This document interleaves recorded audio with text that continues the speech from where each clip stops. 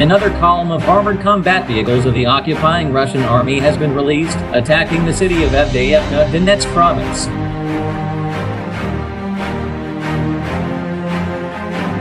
The advance of the column, consisting of tanks and armored personnel carriers, was prevented by the artillery of the 116th Brigade of the Territorial Defense Forces of Ukraine.